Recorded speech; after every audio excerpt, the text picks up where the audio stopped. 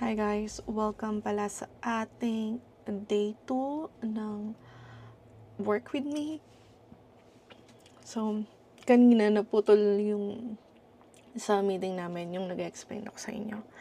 Na full kasi yung memory ng camera ko. Pero now I'm back. Nag-delete na ako ng mga dating videos. Mga naka-ano naman sila. Naka-store na sa hard drive. Dito sa ating mini hard drive. Sobrang ako amazed lang ako dito. Bano mode.